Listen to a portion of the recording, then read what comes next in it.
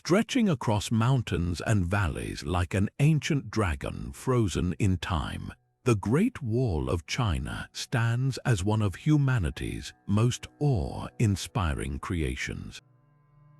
Built over centuries with the labor of countless souls, it was meant to be unbreakable, a symbol of strength and resilience.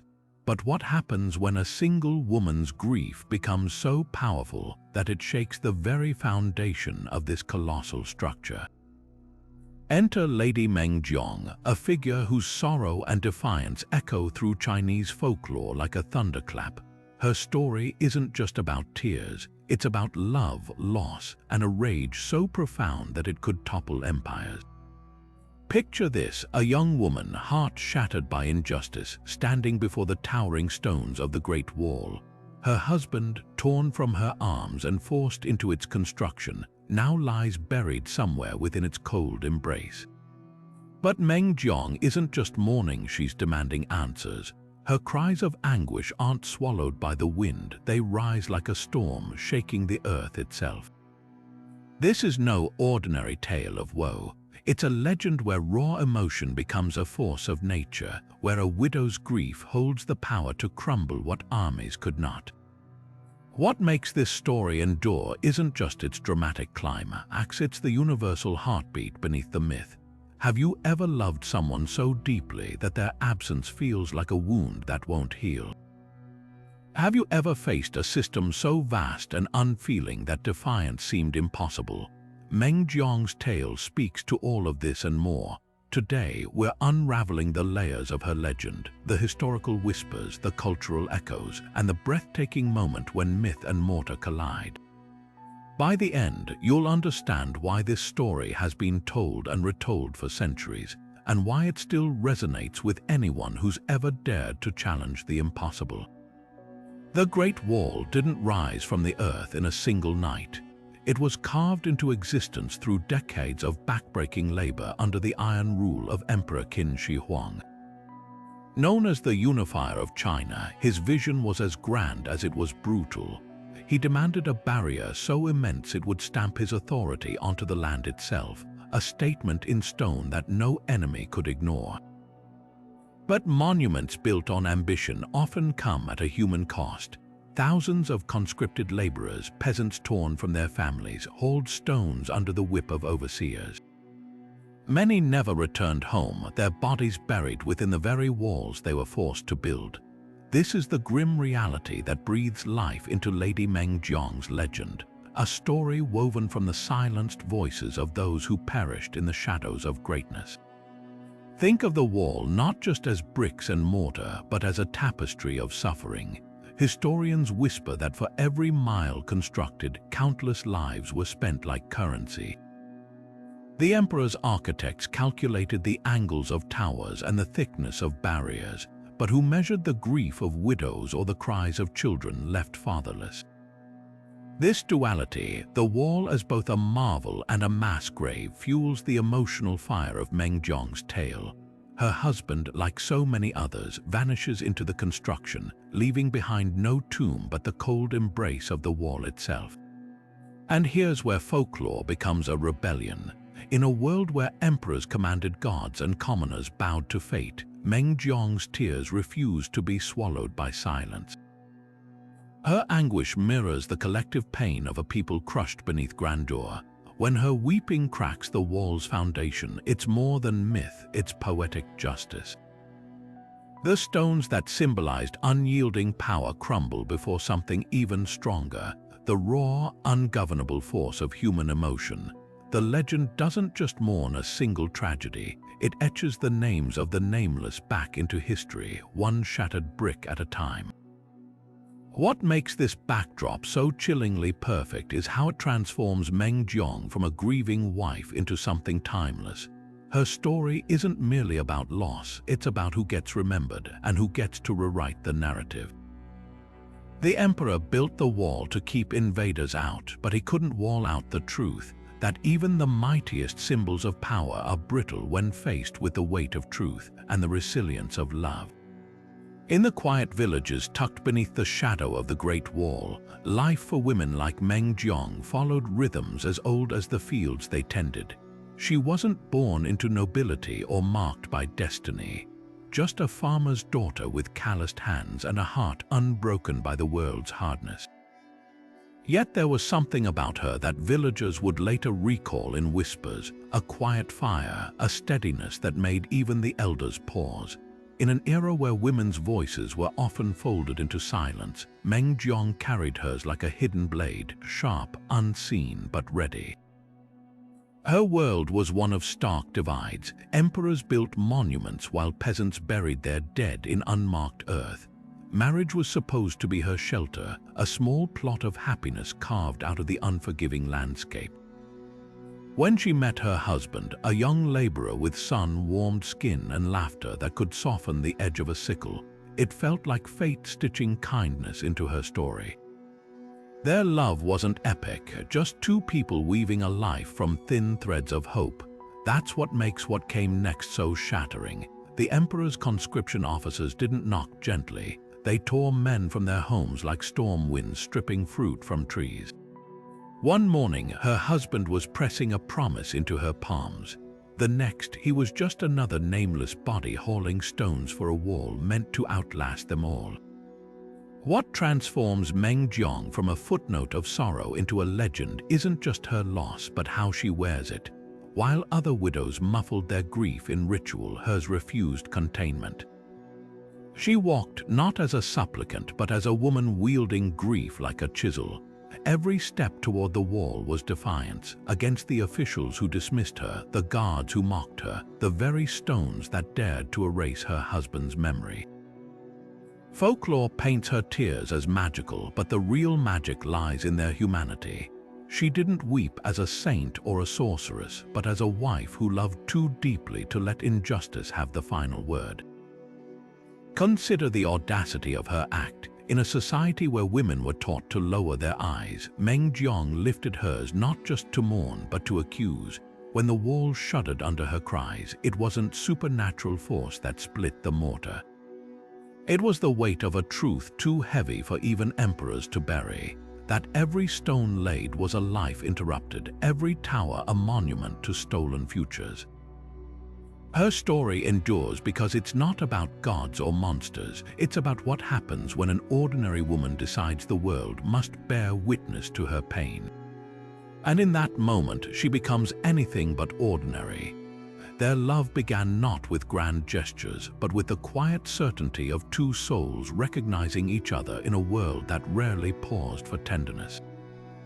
Fan Xiliang wasn't a warrior or a noble, just a scholar with ink-stained fingers and a mind too gentle for the harsh realities of Qin Dynasty China. When he first crossed paths with Meng Jiang, it wasn't fate's thunder that brought them together, but something far more ordinary.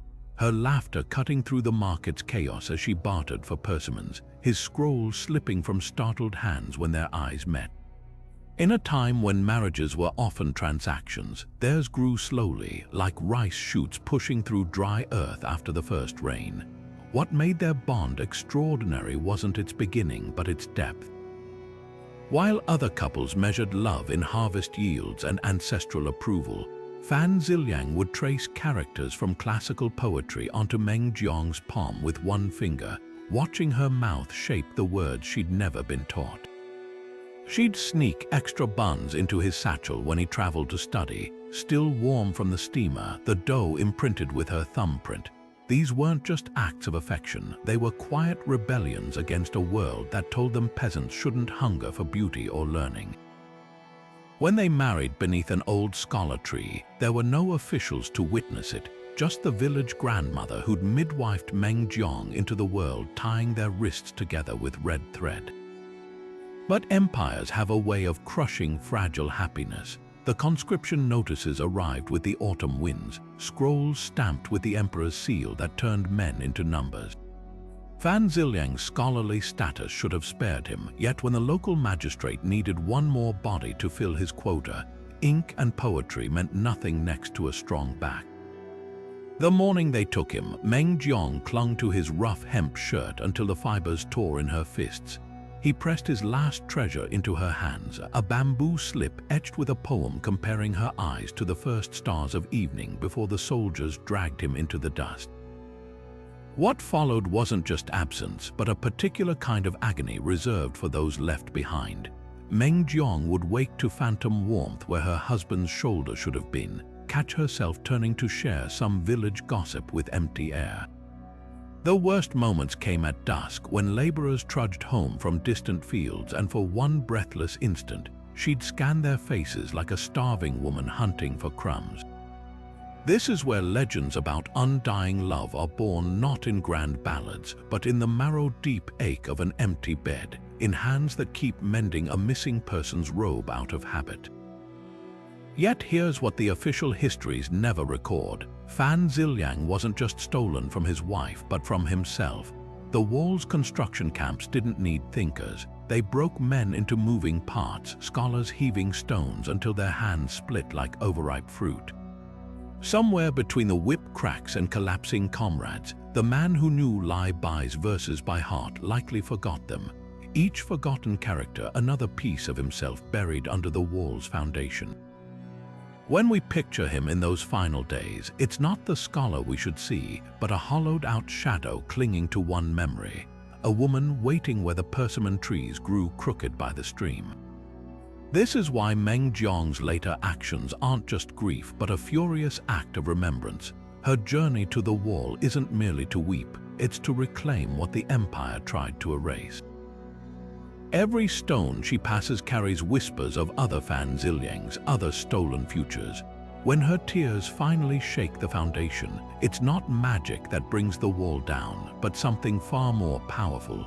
The collective weight of all the love stories the empire thought too small to matter, rising up to demand their reckoning. Emperor Qin Shi Huang did not build an empire, he forged one in fire and blood. His name echoes through history as China's first unifier, the man who stitched warring states into a single tapestry with threads of iron. But beneath the glory of his achievements lies a darker truth, a ruler who saw human lives as raw material for his ambitions. His vision of the Great Wall wasn't just about defense, it was a statement carved into the bones of the land, a declaration that no cost was too high for his legacy. To understand Lady Meng Jiang's pain, you must first grasp the machinery of suffering that made her story possible. Conscription was his weapon of choice. Imagine entire villages emptied of men overnight, sons and husbands hauled away in chains before the morning rice could boil.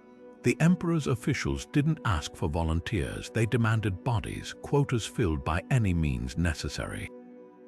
Families who resisted found their homes burned, their fields salted. Soldiers patrolled the countryside like harvesters reaping a gruesome crop, their blades ensuring compliance.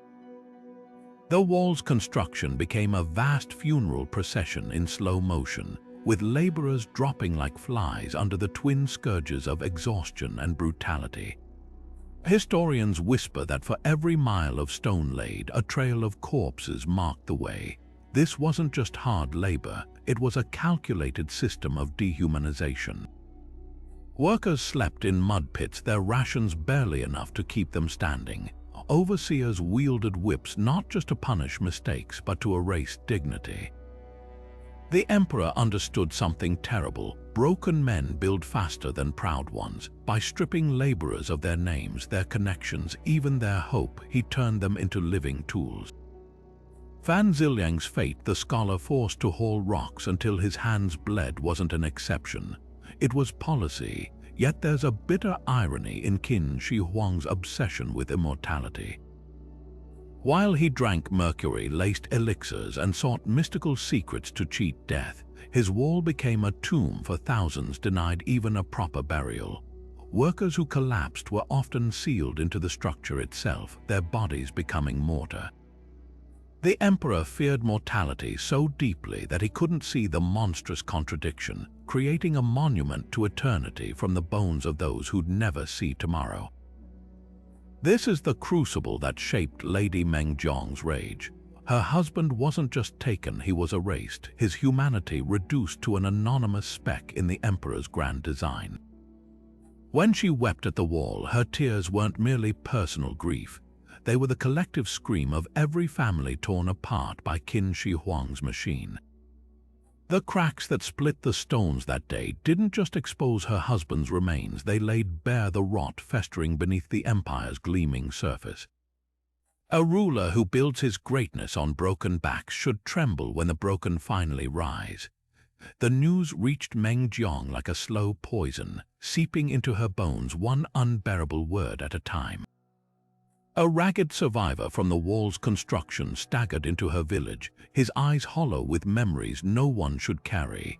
He didn't say Fan Xiliang's name at first, just spoke of the northern section's collapse, how a sudden landslide had buried an entire work crew alive. The emperor's overseers didn't bother digging them out. Why waste time on corpses when living laborers could simply build over them?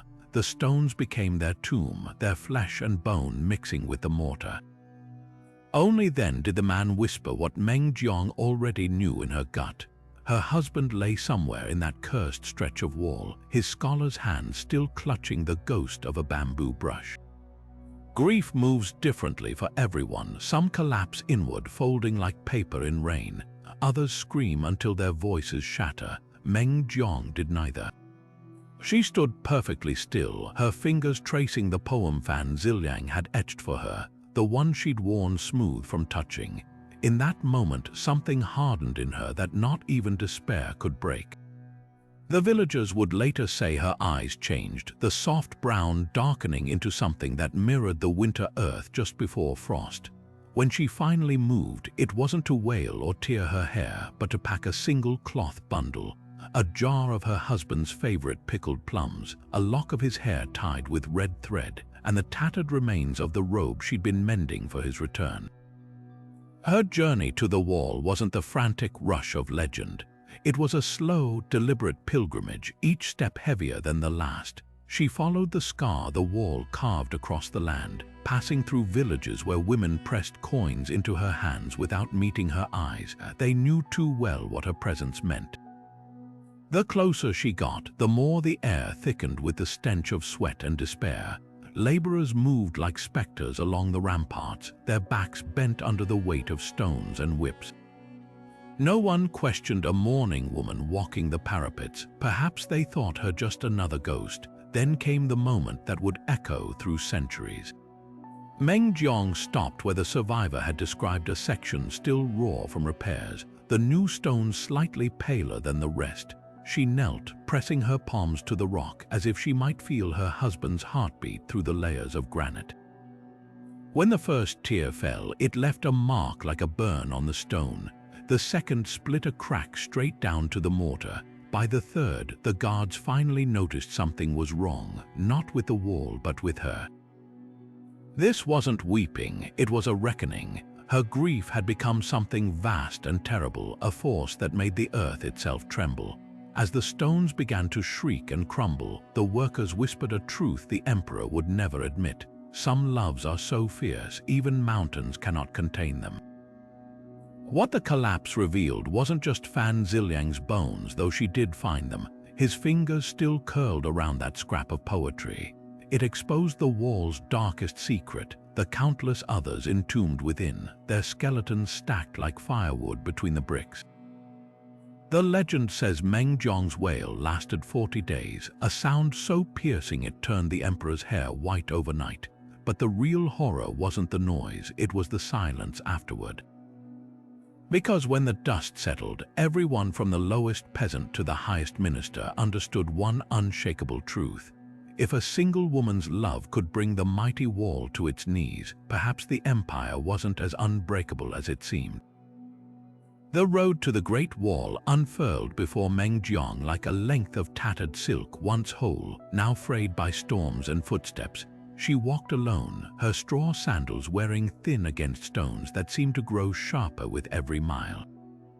Villages blurred into one another, their names slipping from memory as the weight in her chest grew heavier. At first, sympathetic farmers offered her shelter, their eyes dropping to the mourning white of her robes. But as the days stretched into weeks, even kindness wore thin. A widow's grief was commonplace here, where the wall's shadow touched every family. By the time she reached the northern provinces, doors closed before she could knock, as if her very presence invited misfortune.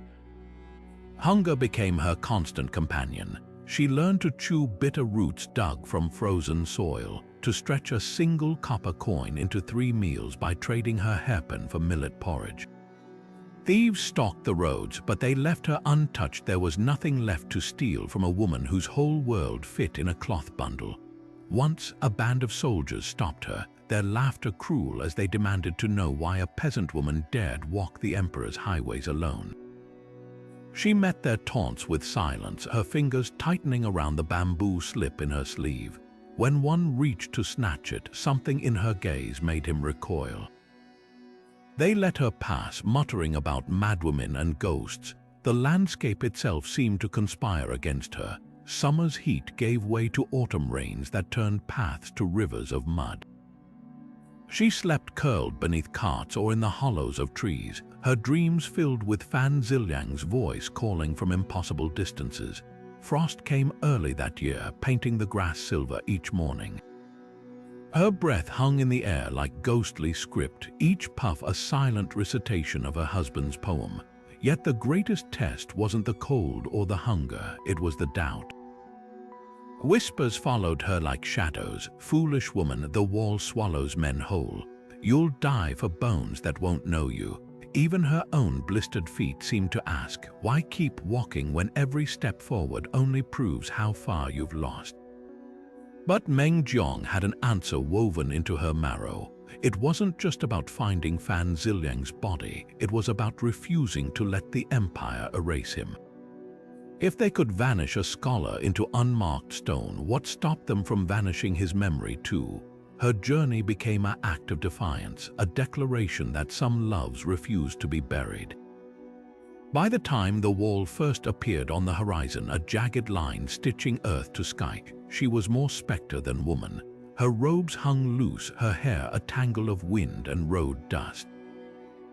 The laborers glancing up from their toil didn't see a wife or a mourner.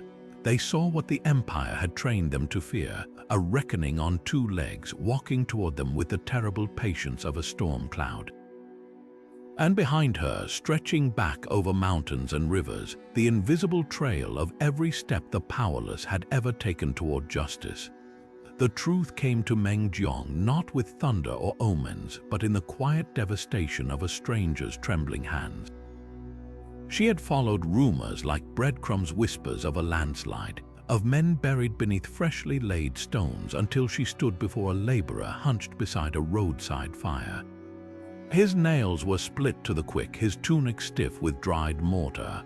When she spoke her husband's name, his eyes flickered with something worse than pity, recognition. He didn't need to say the words. The way his calloused fingers curled around his own knees told her everything. Fan Xiliang had been working the northern slope when the earth gave way. No rescue attempt, no funeral rites, just another layer of granite pressed over still warm flesh, his body reduced to mere structural reinforcement for the emperor's pride. At first there was no sound, not from Meng Jiang, not from the wind, not even from the crows wheeling overhead. The world seemed to pause, as if the universe itself feared to breathe before her reaction. Then her knees struck the dirt, not in collapse, in purpose. She scooped a handful of earth, letting it trickle through her fingers like sand through an hourglass. This was the arithmetic of empire. 1 man equaled 1 stone in an endless wall, his dreams and poems worth less than the gravel beneath her palms. What followed wasn't the performative wailing expected of widows. Meng Jiang's grief had teeth. She stood abruptly, wiping her hands on her robes with slow, deliberate strokes, leaving dark streaks like war paint. Every woman in their village knew the stories how the wall's foundations were said to whisper with the voices of the dead after midnight. Now she understood why. The emperor hadn't just killed her husband, he'd turned him into part of the machinery of oppression, his bones literally propping up the system that destroyed him. Here's what the history scrolls never capture: the particular horror of knowing your loved one is buried but unreachable. Fan Xiliang wasn't beneath a mound she could tend with incense and offerings. He was entombed within the empire's most fortified structure, his resting place marked only by a stretch of stone indistinguishable from any other. For the first time, Meng Jiang's tears fell hot and furious, not from helplessness but from the monstrous irony. The wall meant to keep barbarians out had become the ultimate barbarity, stealing even the right to mourn properly. That night, as fires guttered low in the labor camp, she did something reckless. While guards dozed at their posts, Meng Jiang pressed her ear against the cold stones of the newly repaired section. Somewhere behind that granite, her husband's last breath was sealed like a forbidden scroll. And then, whether through the delirium of grief or something far older, the wall whispered back, not in words but in a vibration that traveled up from the earth into her ribs. It wasn't just Fan Xiliang's voice she heard, but thousands, a chorus of muffled cries from all the unnamed souls folded into the mortar. The realization struck like lightning. This wasn't a wall, it was a mass grave wearing the disguise of architecture. By dawn, her mourning white robes were coated in road dust the color of dried blood. The laborers who saw her walking toward the overseer's tent later swore her shadow didn't move like a normal woman's. It rippled, as if something far larger trailed behind her. When she demanded to know exactly which stone bore her husband's remains, the officials laughed, until she spoke again, this time loud enough for every exhausted worker to hear. "You catalog every brick for your proud records. Tell me, scribe, under which number did you file my husband's heartbeat?" The silence that followed was the first crack in the emperor's invincible wall, not in the stones, but in the unshakable certainty that the powerless would stay silent forever. The moment Meng Jiang reached the wall, the air seemed to thicken not with dust, but with something far heavier. The guards barely glanced at her, this ragged figure in mud-caked robes, her face streaked with salt trails no rain could wash away. She pressed her hands against the cold stone, fingers spread like roots seeking water, and then it began. Not a sob, not a wail, but a sound unlike anything the laborers had ever heard. It started low, a vibration in the chest before it reached the ears, resonating through the ground like the hum of a plucked string stretched taut across the earth. Her tears fell not in drops but in rivulets, carving paths down the wall's weathered face as if they'd always belonged there. Legends later claimed each tear was a word, not spoken but felt. The names of every conscripted husband, every vanished father, every son swallowed by the emperor's ambition. The stones drank them in at first, greedy for salt. Then came the cracks, tiny fissures at first, spiderwebbing outward until the entire section groaned like a beast in pain. Workers dropped their tools, backing away not from the crumbling masonry, but from the woman at its center. Grief had made her a force of nature, her sorrow so vast it bent reality around her. Here's what the scholars miss when they call it magic. Meng Jiang wasn't weeping alone. Every woman who'd ever watched soldiers drag a loved one away wept through her. Every parent who buried an empty shroud, every child who grew up knowing their father only as a ghost story, their voices rose in hers. That's why the wall trembled. It wasn't one widow's tears shaking the foundation, but the collective weight of 10,000 unmarked graves finally demanding witness. The stones didn't break from the outside in. They shattered from within, where the bones of the forgotten had been whispering for years. When the dust cleared, the exposed rubble told a truth no imperial decree could erase. Skeletons curled like question marks between the bricks, fingers still clutching at empty air. One set of remains lay apart from the rest, a bamboo slip clutched in its grip. The characters for Persimmon Tree and Evening Star still faintly visible. Meng Jiang didn't scream when she saw it. She knelt, brushing dirt from the skull's forehead as tenderly as tucking in a sleeping child. The silence that followed was more terrible than any lament. Because now the whole empire could see what happened when love outlasted fear. The legend simplifies it, of course, reduces her act to a single miraculous moment. But the real power wasn't in the wall falling. It was in what rose from the wreckage. Laborers who'd bowed their heads for years stood straight-backed in the rubble.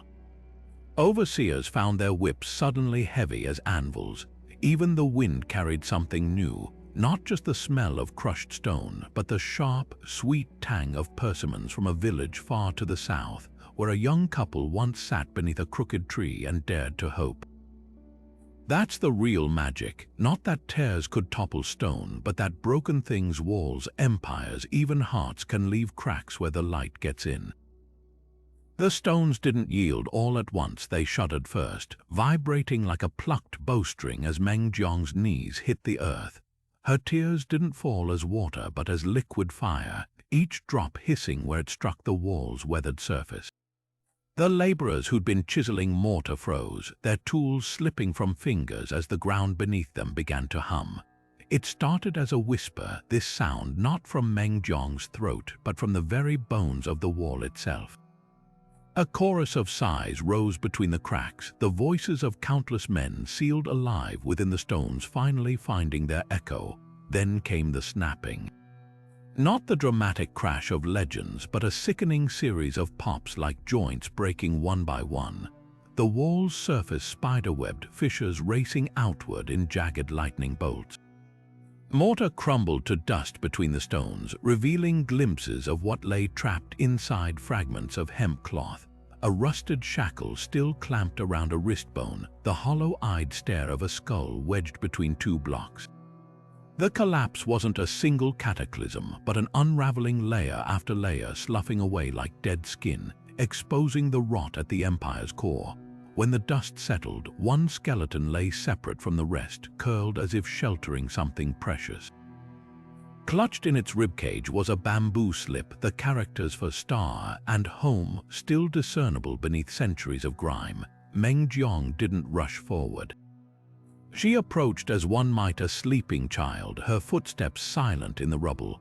Cradling the skull in her palms, she brushed away dirt with her thumb, her touch lingering where a laugh line might have once creased flesh. The moment held no grand theatrics, just a woman finally meeting grief on her own terms, her fingers tracing the contours of absence given form. This is where the myth transcends spectacle. The wall's collapse isn't merely about supernatural weeping, it's about truth refusing to stay buried. Qin Shi Huang's architects designed the structure to project invincibility, but Meng Jiang's tears exposed its weakest points not in the masonry but in the lies holding it together. Every emperor knows fear when faced with irrefutable evidence that monuments built on stolen lives carry the seeds of their own destruction.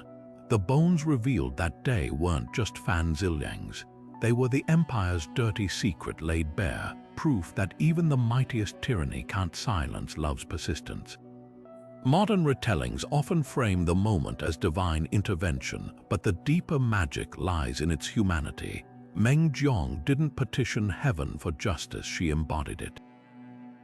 Her grief became the chisel that cracked the emperor's carefully constructed facade, revealing the fragile mortality beneath. The thematic brilliance of the legend isn't in the wall falling, but in what rises from its wreckage, not vengeance but recognition. Those broken stones bore witness to something more terrifying than any rebellion, the realization that no power, no matter how absolute, can withstand the accumulated weight of ordinary hearts refusing to forget. Consider the ripple effect. Workers who'd spent years hauling blocks under the lash now stood slack-jawed before the rubble, their calloused hands trembling. Overseers found their whips suddenly heavy as guilt. Even the wind changed, carrying not just the grit of shattered granite, but the scent of persimmons from a southern village where a young couple once whispered promises under a crescent moon. In that moment, the wall ceased to be an immortal symbol. It became what it always was, temporary, mortal, as subject to time's erosion as the emperor's mercury-poisoned body. What makes the collapse resonate across millennia isn't the spectacle of destruction, but its intimacy. This wasn't an army bringing down the wall. It was one widow's love, sharpened by loss into a blade so fine it found every weak point in the empire's armor. The myth endures because it whispers a dangerous truth. Tyrants may build with stone, but memory builds with sterner stuff.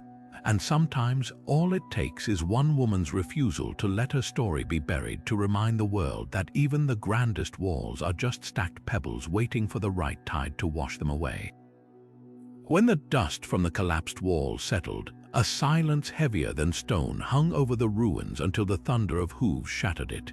Emperor Qin Shi Huang arrived not as a distant god-king, but as a man whose immortality fantasies had just been punctured by a peasant woman's tears. His procession, usually a spectacle of gilded palanquins and silk banners, now seemed absurdly fragile against the backdrop of broken masonry. The guards flanking him gripped their halberds tighter, not to protect him from Meng Jiang, but from the truth her act had exposed, that even emperors bleed. Their confrontation wasn't the shouting match of legends. Meng Jiang didn't kneel. She stood amid the rubble, cradling her husband's bamboo slip, her posture neither defiant nor submissive, just unbearably present.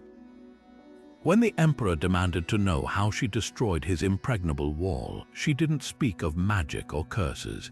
She simply held up the poem, its characters worn smooth by her fingers, and said, "You buried the wrong thing." The real power in that moment wasn't her defiance, but his dawning realization. This wasn't a rebel to be executed or a witch to be burned. She was something far more dangerous, a mirror. Qin Shi Huang, who'd conquered 7 warring states and unified a language, now faced a woman whose grief had unified something more potent, the collective pain of all his nameless victims. The emperor had spent years crafting his divine image, building temples to his own glory. Yet here, in the rubble, divinity wore a peasant's threadbare robes. His hands, usually steady when signing death warrants, shook as he reached for the jade amulet around his neck, a charm meant to ward off evil spirits. The irony wasn't lost on the watching laborers. Their ruler, who'd crushed armies and rewritten history, now feared a widow holding a scrap of bamboo more than any battlefield. What transpired next reveals the genius of the myth's psychological depth. Instead of ordering her execution, which would only immortalize her, the emperor offered compensation. Gold land, a monument to Fan Xiliang's memory. Each bribe dangled like a noose meant to hang her silence. Meng Jiang's refusal cut deeper than any blade. You cannot pay for what you did not value. Her words stripped bare the emperor's transactional worldview, exposing the hollow core of his power. He could command mountains to move, but not a grieving heart to kneel. The standoff's true brilliance lies in its inversion of traditional power structures. Qin Shi Huang, architect of China's first centralized state, found himself outmaneuvered by a woman with no rank, no weapons, only an unshakable truth. Every dictate, every decree he'd ever issued meant nothing against the simple fact that love outlasts fear. When he finally turned away, his advisors swore they saw streaks of white in his hair that hadn't been there that morning. The wall's collapse had been spectacular, but this, the moment an emperor aged visibly before his people, was the real earthquake, and here's why this confrontation echoes through history. It's not about a ruler humbled by magic, it's about the fragility of systems built on dehumanization. Meng Jiang forced Qin Shi Huang to see what his architects had carefully hidden, that the wall wasn't a triumph of engineering but a pyramid of individual tragedies. In that realization flickered a truth no empire can fully extinguish, that stones may be coerced into walls, but human beings, when pushed too far, become avalanches. The emperor's gaze lingered on Meng Jiang with an expression no courtier had ever seen, part fascination, part terror. Here was a woman who'd done the impossible, made a ruler who'd crushed rebellions and buried scholars tremble before her grief. Yet as the shock of the wall's collapse faded, something else flickered in his eyes: calculation. Beauty had always been a currency in imperial courts, but Meng Jiang's was no delicate adornment. Her cheekbones were sharp as the mountain ridges framing the ruined wall, her unbound hair a storm of black against mourning white robes. This wasn't the polished allure of concubines, it was the untamed magnetism of a force that had just proven stronger than his empire's greatest symbol. His proposition slithered out wrapped in silken words. "Such devotion is rare, become my consort, and your husband's memory will be honored in gold and jade." The offer hung like poisoned fruit, ripe with unspoken threats. Rejecting an emperor's favor was treason, but acceptance meant betraying every reason she'd come this far. The courtiers held their breath, waiting for the inevitable collapse, not of stone this time, but of a woman's resolve. Meng Jiang's laughter cut through the tension like a blade through rice paper. Not the hysterical giggle of a peasant overwhelmed by imperial attention, but the dark, knowing chuckle of someone who'd already lost everything worth fearing. "You'll mistake me," she said, flicking a piece of mortar from her sleeve. "I didn't come here to trade graves." The emperor stiffened as her meaning sank in. She wasn't refusing marriage, she was rejecting the very premise of his offer. To him, love was a transaction, grief a commodity to be managed, but the bones at their feet told a different story. Here's where the myth reveals its genius. The emperor's proposal isn't just about desire, it's about control.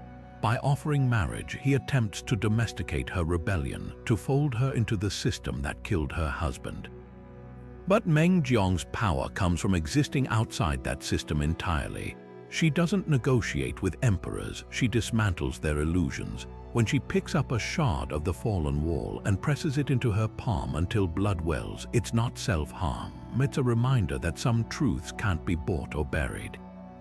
"You build walls to keep death out," she murmurs, watching scarlet droplets darken the dust. "But you are the one who taught me how to walk through them." The moral dilemma isn't really hers, it's the emperor's. In that moment, he faces an impossible choice: execute her and risk making her a martyr, or let her go and admit his power has limits. His advisors will later claim he showed mercy, but the laborers whispering around campfires know the truth. Mercy requires power, and Meng Jiang had just proven who held the real authority. When she turns her back on the imperial entourage to gather her husband's remains, not a single guard raises a weapon. Perhaps they recognize what their master still struggles to grasp, that the wall's collapse wasn't magic, but a simple equation finally balanced. For every action, there is an equal and opposite reaction. For every empire built on broken backs, there will eventually be a woman who refuses to bow. Later, poets will debate whether the emperor truly loved her or merely coveted her unconquerable spirit. But the story's enduring power lies in her refusal to be framed by his desires.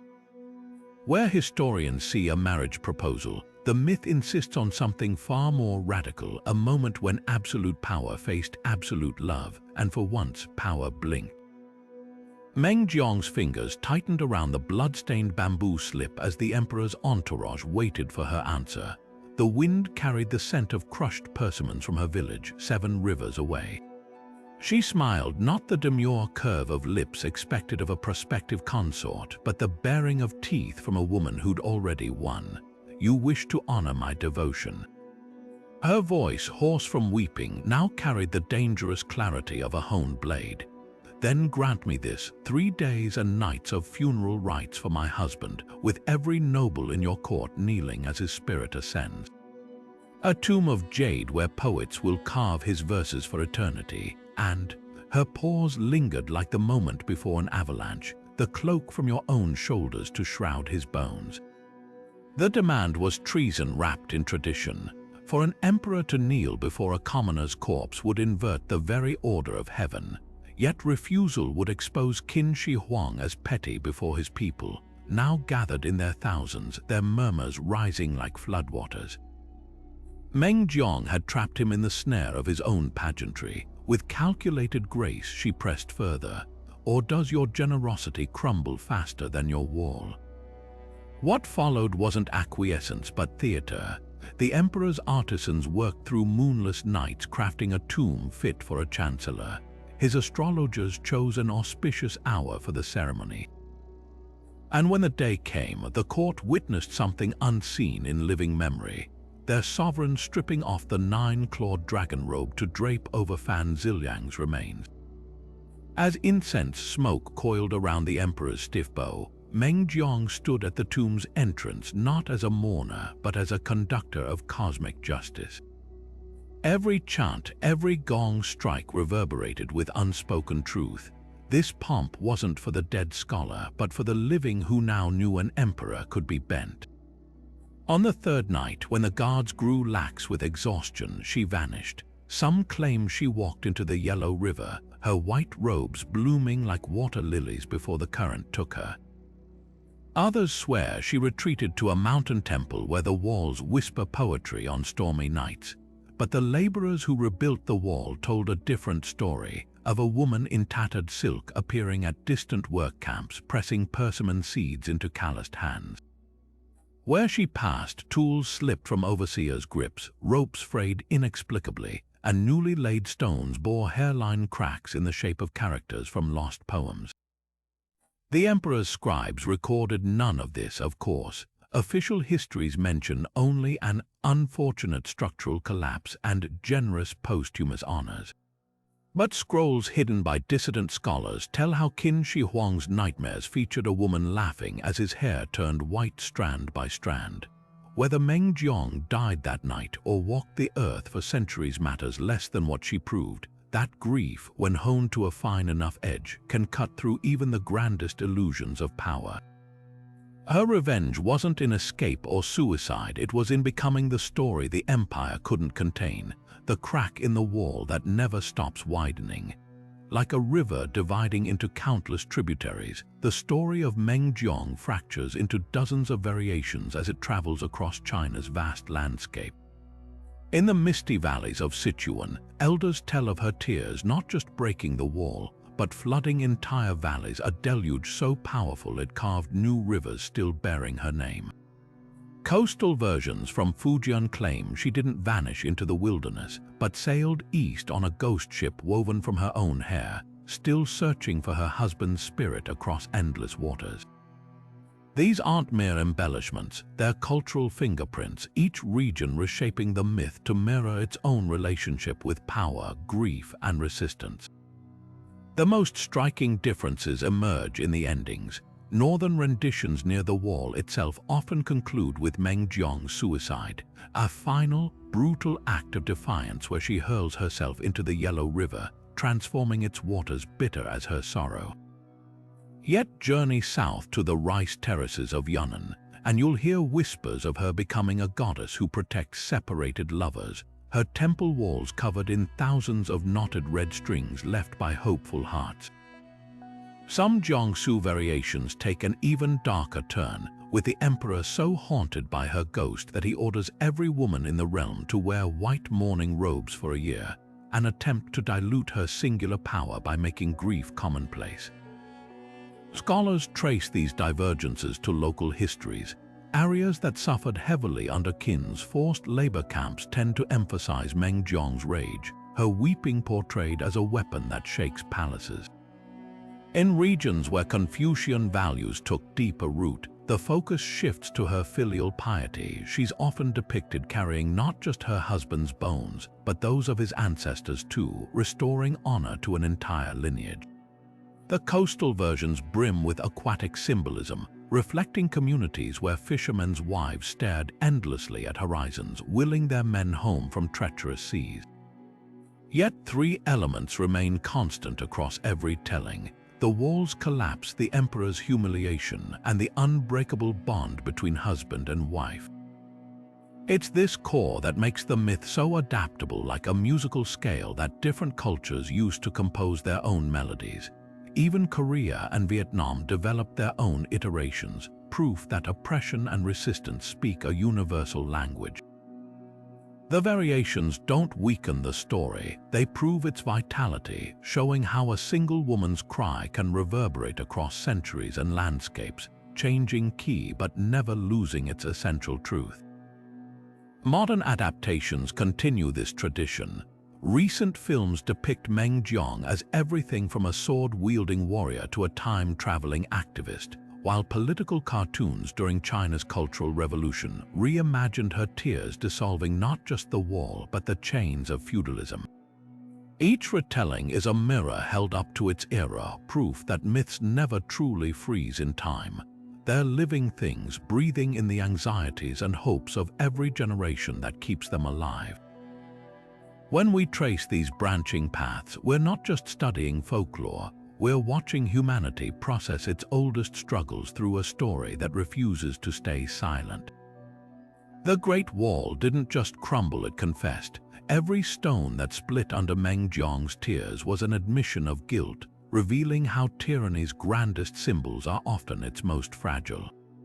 Chinese folklore teems with structures that collapse under the weight of moral truth, the bridge that refuses to bear corrupt officials in Judge Bao's tales, the temple walls that bleed when injustice occurs.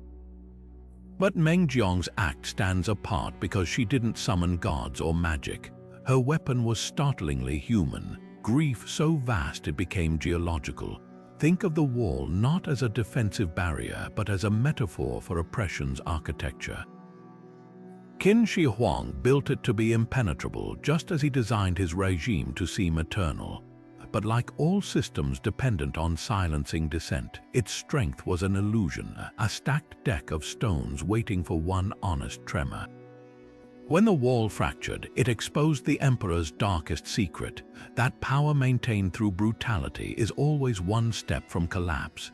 The fissures that raced through the masonry mirrored the fault lines in his rule, each crack a whisper of conscripted laborers, buried scholars, and families torn apart. This symbolism resonates through China's storytelling tradition like a recurring nightmare. In the legend of the White Snake, a pagoda imprisons the serpent spirit for loving a mortal until her tears make it sway like grass in the wind. The peachwood swords of Zhang Qiu's ghost stories can't withstand the weeping of wronged souls. These tales share a visceral truth. No structure, whether stone or social order, can withstand the corrosion of collective sorrow. When enough tears pool at the foundation, even monuments meant to last millennia will dissolve. What makes Meng Jiang's story revolutionary is its democratic heroism. Unlike deities who smite tyrants with divine power, she's just a woman armed with memory. Her victory isn't supernatural, it's the inevitable result when emotion becomes tectonic. That moment when the first stone slides from its mortar isn't fantasy, it's physics. Oppression relies on the oppressed accepting their smallness, but her grief refused to stay petite. It expanded until it filled the horizon, until the wall had to confront the actual weight of what it had buried. Not just bones, but love letters, inside jokes, the way Fan Xiliang's nose wrinkled when he laughed. Modern audiences might recognize this theme in protest movements where flowers outlive tanks, or in songs that bring down dictatorships. The psychological genius of the myth lies in its inversion of strength. Qin Shi Huang's armies could enforce compliance, but they couldn't stop one widow from rewriting the rules of the game. Her tears didn't just moisten mortar, they redefined power itself, proving that what tyrants call weakness, compassion, memory, fidelity might be the most destabilizing force of all.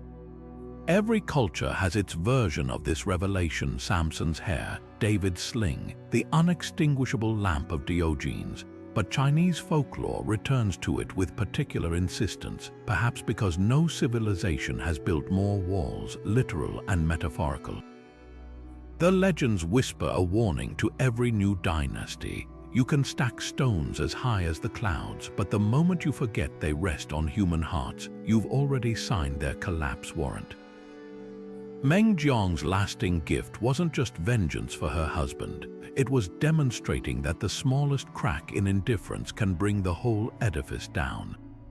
Lady Meng Jiang wears her sorrow like armor, transforming grief into something far more dangerous, a weapon that topples walls and rattles emperors. But what elevates her from tragic widow to enduring folk heroine isn't just her tears, it's how they crystallized into a symbol that transcends time. Across dynasties, she's been claimed by poets as the voice of the oppressed, by revolutionaries as a blueprint for defiance.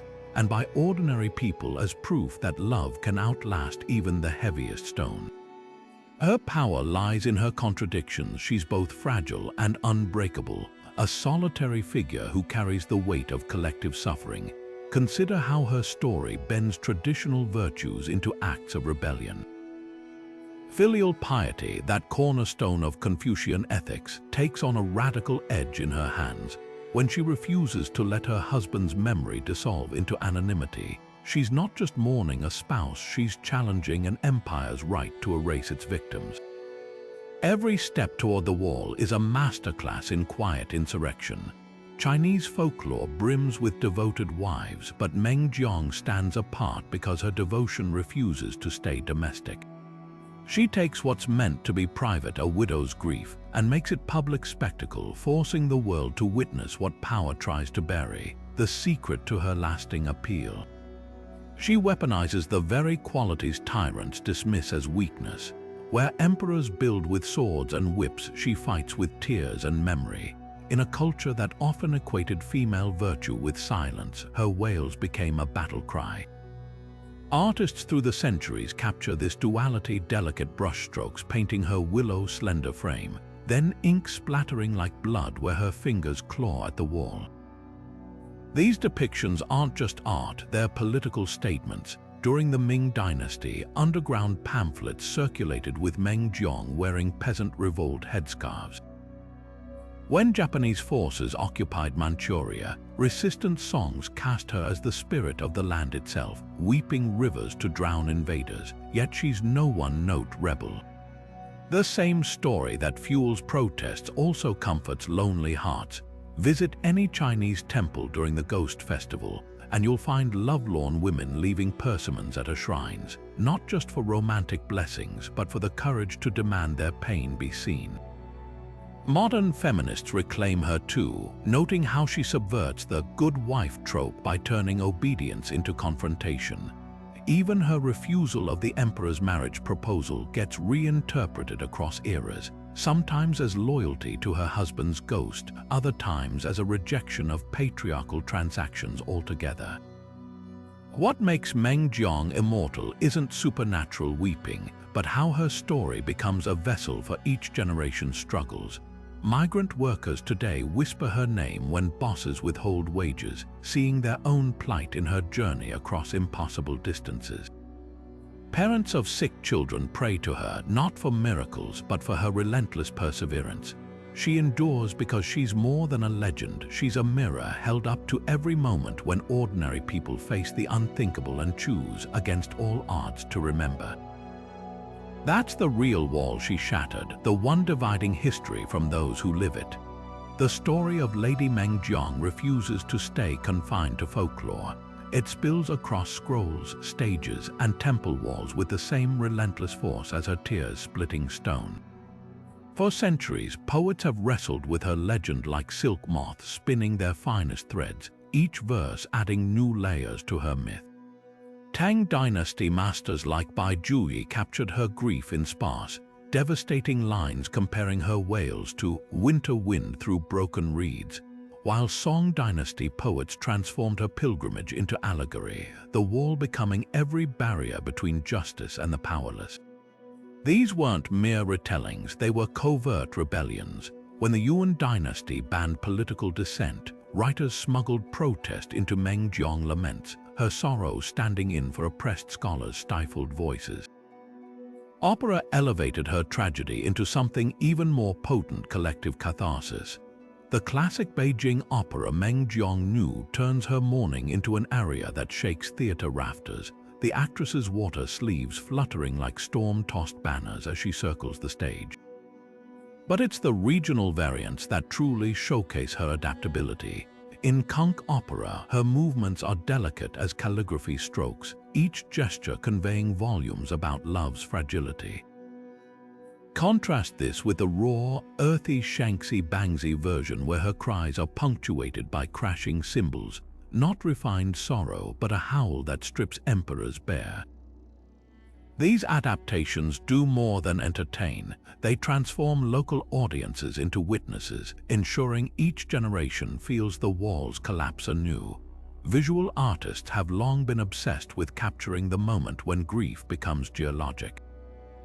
A breathtaking Ming Dynasty handscroll in the Palace Museum shows Meng Jiang's figure tiny against the wall's vastness, her outstretched arms making the stones seem to recoil.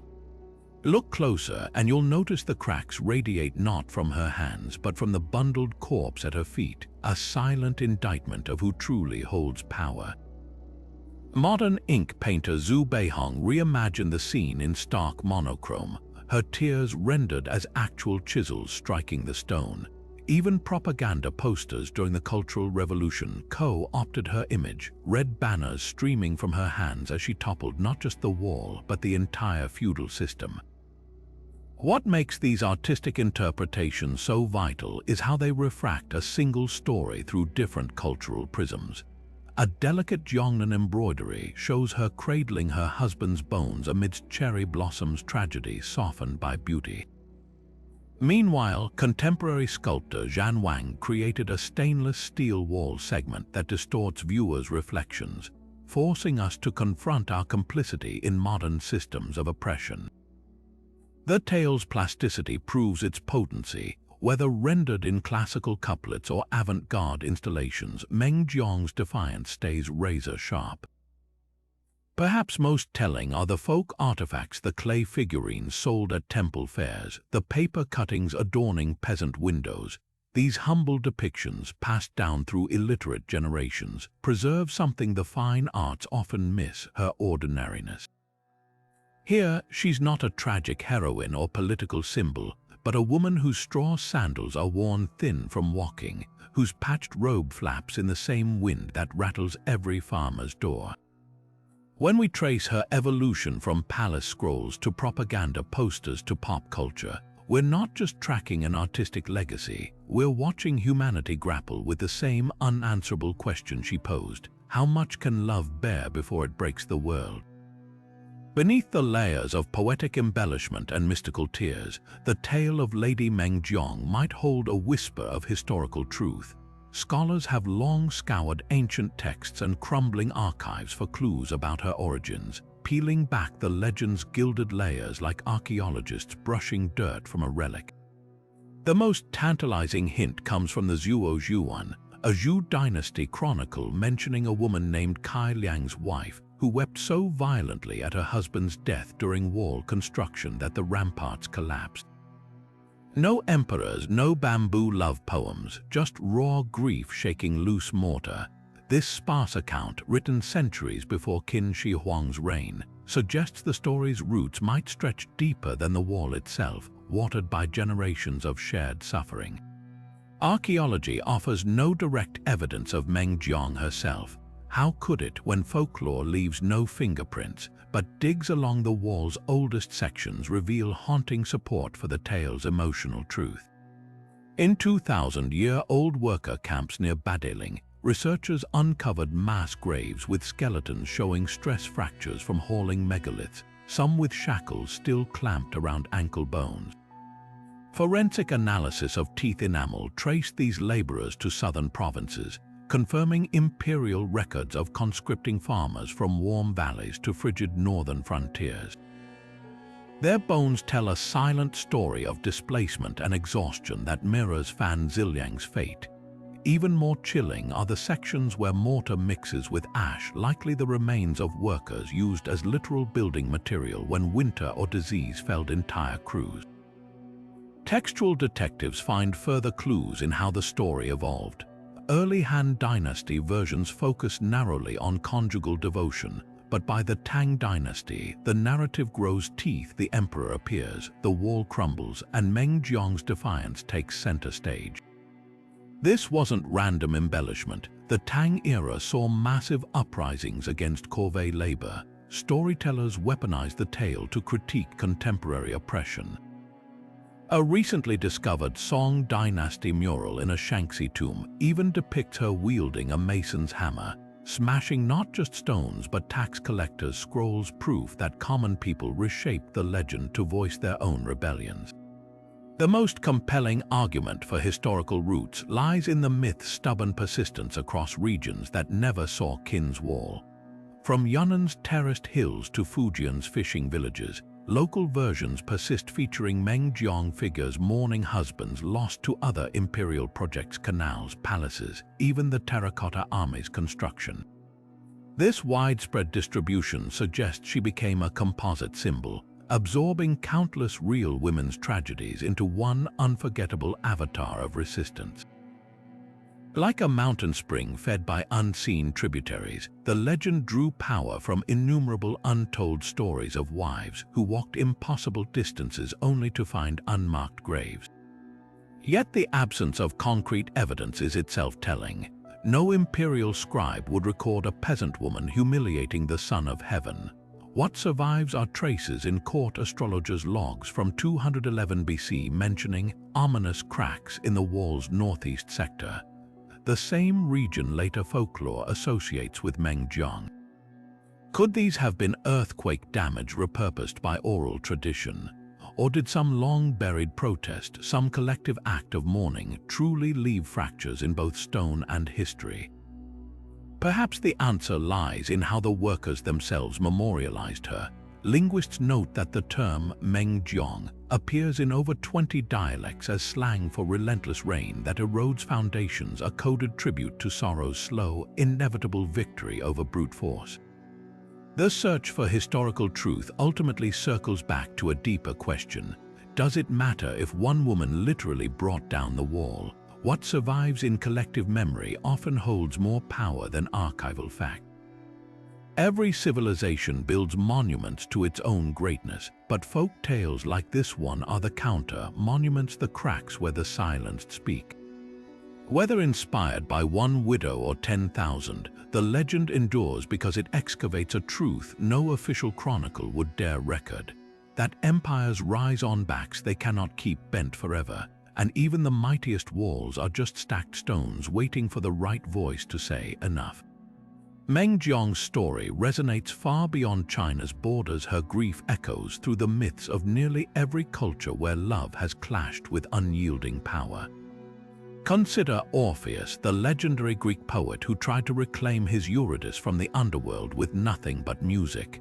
Both tales hinge on a lover's refusal to accept loss, but where Orpheus fails, Meng Jiang succeeds.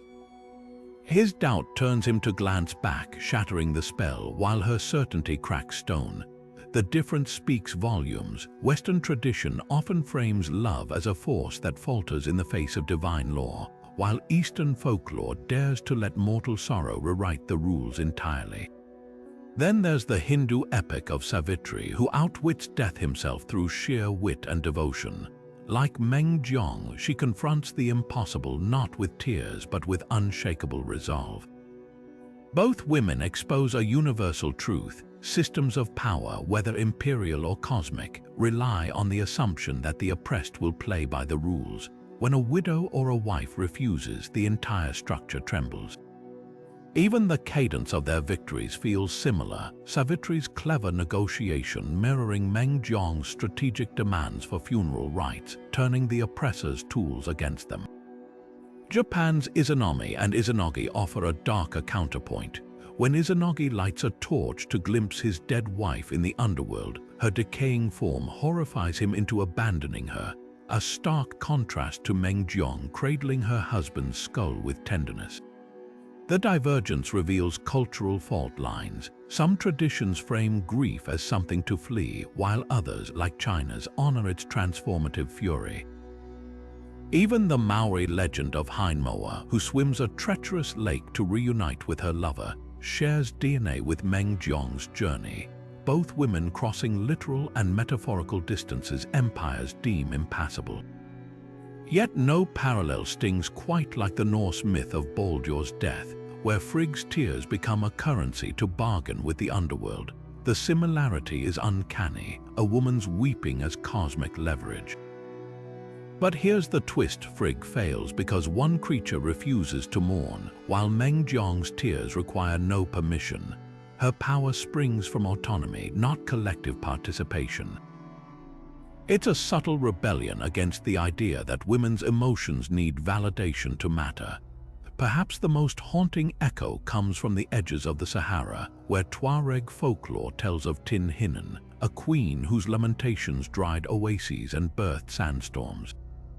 Like Meng Jiang, her grief reshapes geography, but with a crucial difference. Where Tin Hinan's sorrow turns fertile lands barren, Meng Jiang's exposes what was already broken. One myth warns of emotion's destructive potential, the other celebrates its truth-telling necessity. Together, they form a global chorus of stories where love doesn't just endure, it dismantles. These aren't mere coincidences, they're human responses to universal injustices. Whether it's the Celtic banshee's wails foretelling death or the Slavic Rusalka drowning men who wronged her, water and women's tears flow through folklore as agents of reckoning. What makes Meng Jiang stand apart is her lack of supernatural trappings. No goddess bloodline, no enchanted gifts, just a widow whose ordinary hands gripped history and refused to let go. Her legacy isn't just in shattered walls, but in how she redefines what we believe grief can do when it refuses to be small. Chinese folklore teems with women who bend the world to their will, sometimes with silk threads, sometimes with earthquakes. Lady Meng Jiang stands among them not as a solitary figure, but as part of an ancient chorus of voices that redefine what power looks like in a woman's hands. Compare her to the weaver girl Xinu, whose celestial tapestry bridges heaven and earth, or the warrior maiden Hua Mulan, who wields a sword to protect her family. These aren't just stories, they're blueprints for navigating a world that often tries to dictate how women should grieve, fight, or love. What sets Meng Jiang apart is how she weaponizes emotion itself. While legends like Sun Bu depict women achieving enlightenment through quiet meditation, Meng Jiang's power erupts from vulnerability. In a society that praised female restraint, her public wailing wasn't just acceptable, it became seismic. This flips Confucian ideals on their head, where classic texts like admonitions for women urged females to cultivate stillness. Here's a widow whose unrestrained sorrow literally moves mountains. The genius of her tale lies in its subversion. It takes the very traits patriarchy dismissed as weakness, emotionality, devotion, persistence, and forges them into tools that crumble tyranny. Yet she's far from alone in this rebellion. Consider the serpent spirit Bai Suzhen from Legend of the White Snake, who floods a temple to rescue her husband. Both stories feature women unleashing water-based cataclysms when love is threatened, but Bai's magic is innate, while Meng Jiang's power springs from raw humanity. Then there's the vengeful Miss Lin from Strange Tales from a Chinese studio, who returns from the dead with ghostly abilities to punish her betrayer. These narratives share a thrilling common thread: women refusing to stay in their assigned lanes, whether living or dead, the real cultural lightning strike. Meng Jiang's story endured alongside far more virtuous role models. Take the chaste widow Zhao Wei, who starved rather than remarry, or Meng Mu, the saintly mother who moved homes 3 times to cultivate her son's education. These paragons were held up as ideals, yet it's the disobedient mourner who captured popular imagination.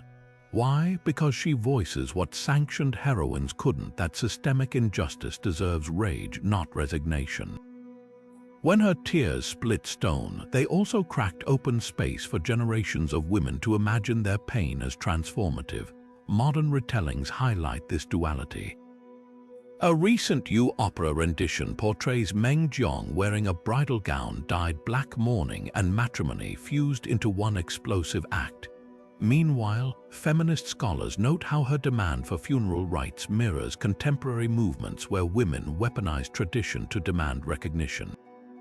The brilliance of her archetype lies in its elasticity. She's been recast as a proletarian martyr during the Cultural Revolution, a romantic icon in Shanghai jazz ballads, even an environmental allegory in avant-garde theater, her tears cleansing poisoned rivers.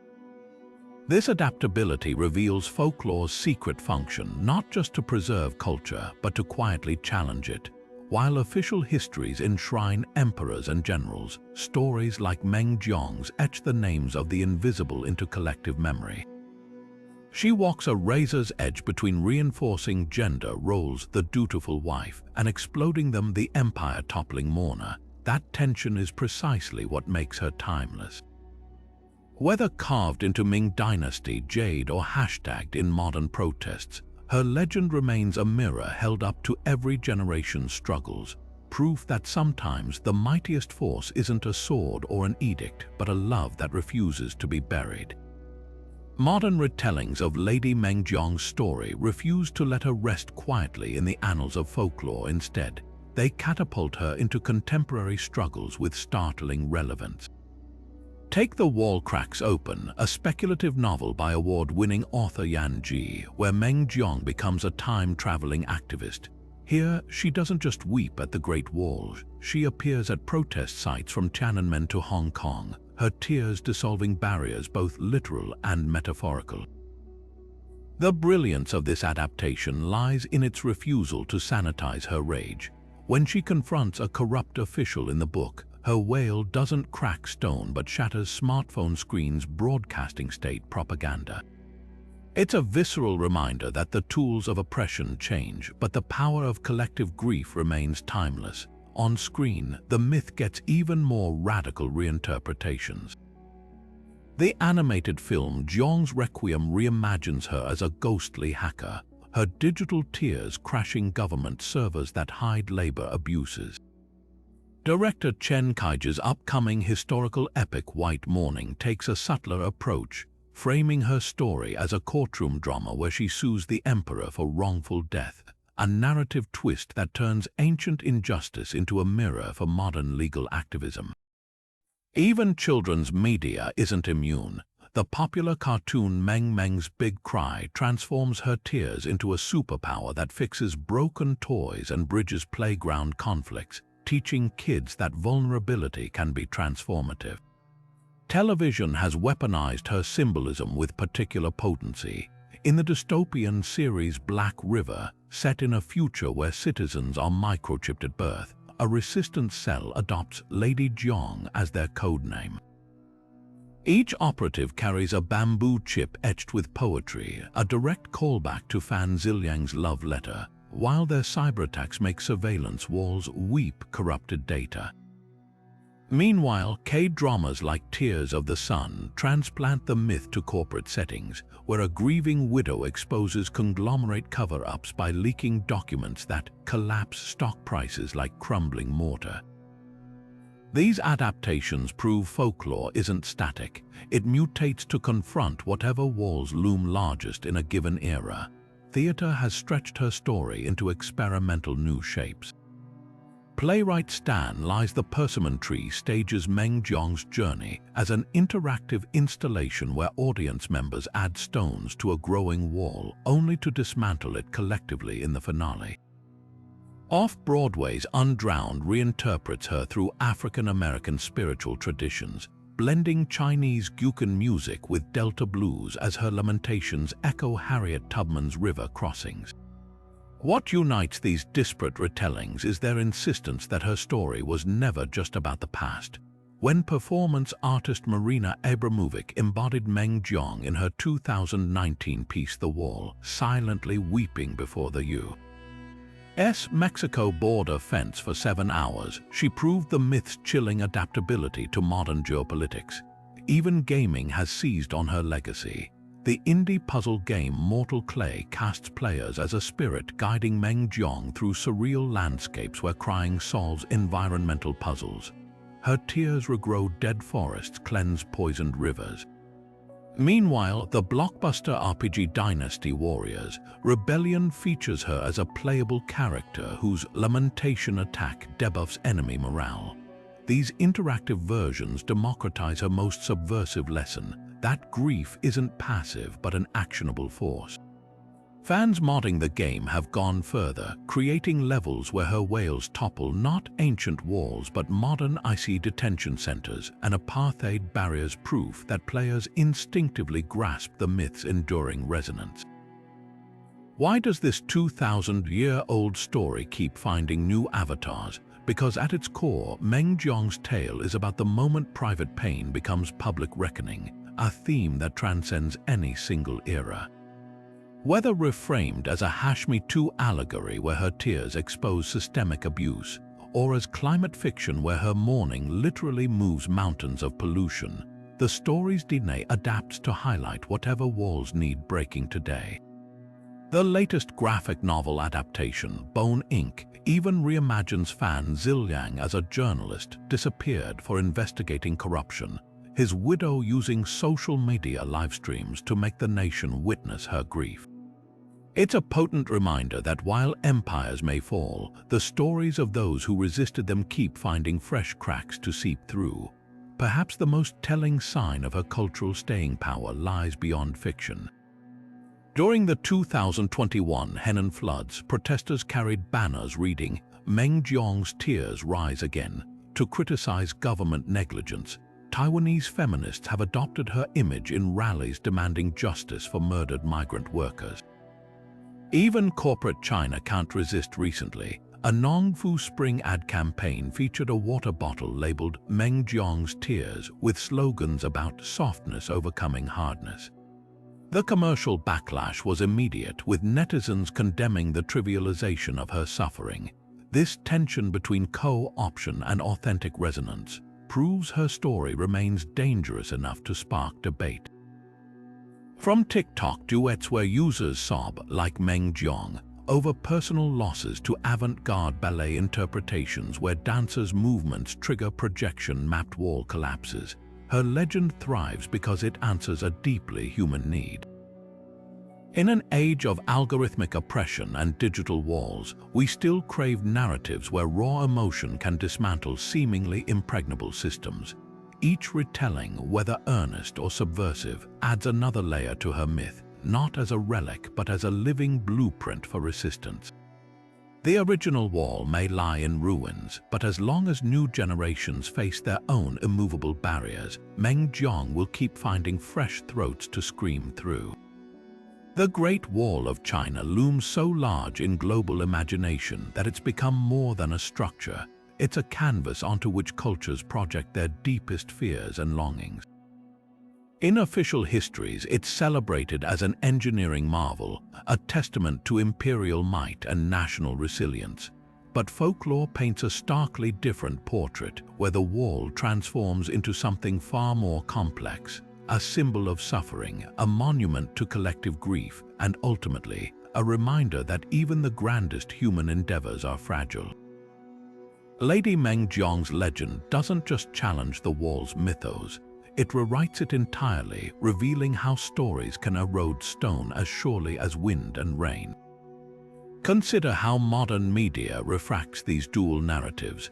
Blockbuster films like The Great Wall with Matt Damon lean into the structure's awe-inspiring scale, framing it as a bulwark against monstrous threats.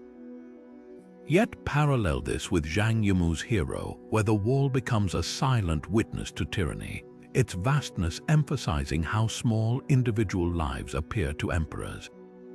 This tension between grandeur and oppression mirrors the dichotomy at the heart of Meng Jiang's tale. The wall she confronts isn't just a defensive barrier, it's a physical manifestation of power's indifference to personal suffering. Video games take this symbolism even further. In Assassin's Creed Chronicles China, players scale the wall not as conquerors but as rebels, its watchtowers transformed into obstacles rather than protections. The stealth mechanics reinforce what Meng Jiang knew instinctively, that walls designed to keep people out also trap others within. Meanwhile, mobile games like Genshin Impact reimagine the wall as a mystical boundary between realms, echoing folklore's tendency to blur the line between architecture and magic. These adaptations prove how fluid the wall's meaning remains, shifting from fortress to prison to threshold depending on who tells the story. Literature deepens these contrasts. Chinese textbooks still frame the wall as a source of national pride, while dissident writers like Liao Yu describe it as the world's longest gravestone. Western authors often exoticize it. Pearl S. Buck's The Good Earth romanticizes its endurance, while contemporary sci-fi like Ken Liu's The Wall of Storms reimagines it as a dystopian weapon. Yet across all these versions, Meng Jiang's influence lingers. Her tear-streaked face appears in graffiti along the wall's tourist sections, her name whispered in protest songs at labor rallies. She's become the shadow to the official narrative, the counter-myth that refuses to let suffering be whitewashed by grandeur. Even advertising can't resist the wall's dual symbolism. Luxury brands photograph watches and cars against its ramparts to suggest timeless excellence, while social justice campaigns superimpose migrant workers' faces over its bricks, asking, who really built this?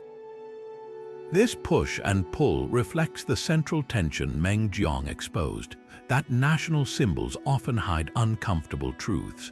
The wall's cultural power doesn't come from its stone alone, but from its ability to hold opposing meanings simultaneously: strength and fragility, unity and oppression, permanence and impermanence.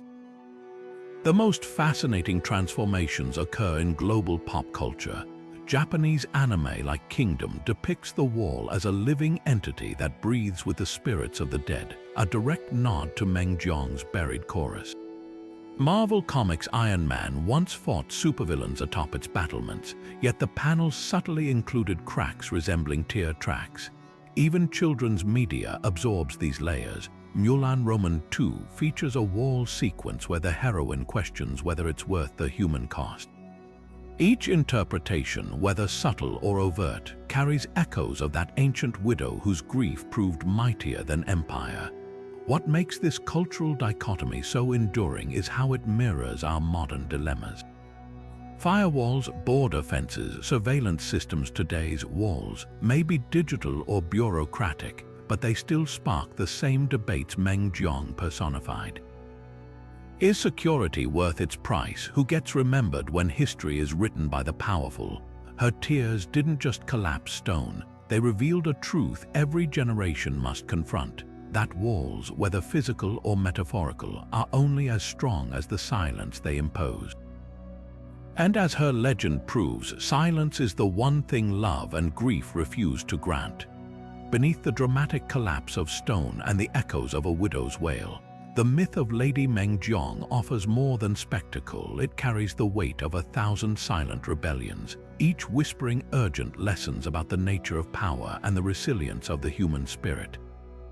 At its core, this isn't just a story of love lost, it's a masterclass in how oppression sows the seeds of its own destruction. Emperor Qin Shi Huang believed the Great Wall would immortalize his reign, but Meng Jiang's tears exposed the fatal flaw in his logic. Systems built on stolen lives are inherently unstable. The mortar binding those stones wasn't just clay and water, it was fear, and fear is brittle when confronted with truth. Consider the paradox at the heart of tyranny. The emperor's strength relied on making grief invisible, on grinding individual sorrow into anonymous dust. But Meng Jiang's refusal to mourn quietly turned private pain into public reckoning. Her journey mirrors countless historical moments when oppression's victims transformed personal anguish into collective power, from the mothers of Argentina's Plaza de Mayo demanding answers for their disappeared children, to the factory workers of the Industrial Revolution whose strikes cracked the foundations of exploitative labor systems. The myth teaches us that oppression's greatest weakness isn't armies or insurrections, but its inability to account for the uncontrollable force of human connection. When one woman's love becomes a prism focusing scattered grief into a beam hot enough to melt stone, even emperors must flinch. Yet the story's brilliance lies in its nuance. Meng Jiang doesn't triumph through violence or vengeance, but by weaponizing the very emotions tyrants dismiss as feminine frailty. Her victory isn't just about toppling a wall, it's about redefining strength itself. In a world that equates power with domination, she proves that vulnerability can be revolutionary. Modern psychology echoes this ancient wisdom. Studies on nonviolent resistance show how movements rooted in shared grief, like the civil rights anthem, "We Shall Overcome," born from slave spirituals, often outlast those fueled by rage alone. The myth foreshadowed what neuroscientists now confirm. Empathy is contagious, and collective sorrow can forge bonds stronger than any prison chain. Then there's the lesson of memory as resistance. The emperor sought to erase Fan Xiliang not just from the living world, but from history itself, burying him anonymously in the wall like a misplaced brick. But Meng Jiang's insistence on reclaiming his body, on demanding funeral rites fit for a scholar, strikes at oppression's Achilles heel, its reliance on forgetting.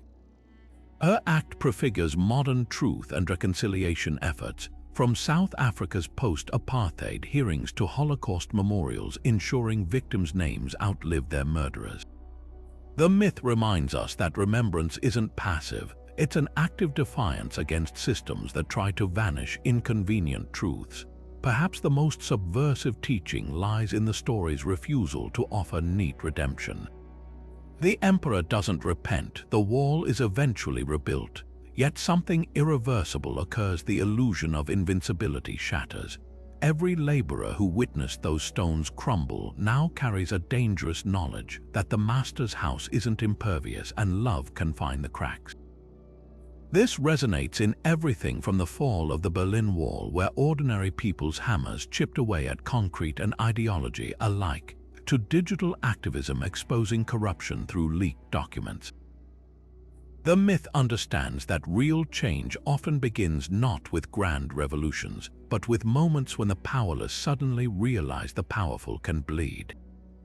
At its heart, Meng Jiang's story is a blueprint for hope in hopeless times. Her tears didn't just mourn a single death, they became a liquid archive of all the unrecorded losses, a flood drowning the emperor's carefully constructed lies. When we hear her wail echo through centuries, we're hearing the same cry that fuels today's climate activists, whistleblowers, and survivors demanding justice. The unwavering belief that no wall is too high, no system too entrenched when enough broken hearts decide to heal together. The stones may have been piled back up, but the crack remains, and through it the light gets in. Walking the same weathered stones where Lady Meng Jiang once stood, modern visitors can still feel the legend's pulse beneath their feet. Along the Great Wall's winding path near Shanhaiguan, the Mengjiangnu Temple rises like a defiant whisper against time, its vermilion walls housing statues of the weeping widow mid-lament. Unlike the grand imperial restorations nearby, this shrine feels startlingly intimate. Offerings of persimmons and handwritten poems pile at the base of her figure, left by lovers praying for reunion or mothers seeking strength. Pro tip: arrive at dawn when mist clings to the temple's upturned eaves, and you'll understand why locals swear her ghost still hums ancient ballads on the wind.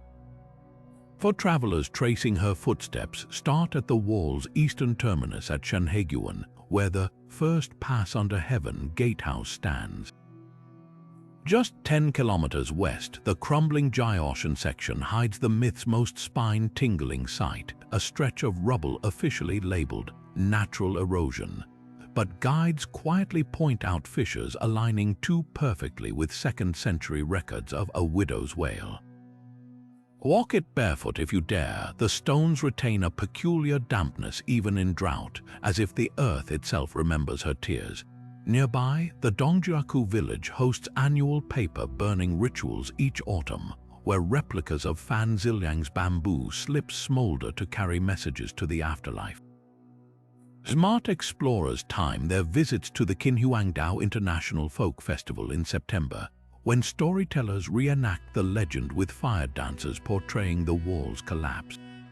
For quieter moments, the unmarked Lover's Ridge Trail near Leilongtu rewards hikers with a secluded vantage where, according to 18th century diaries, exiled scholars would whisper Meng Jiang's story as coded protest.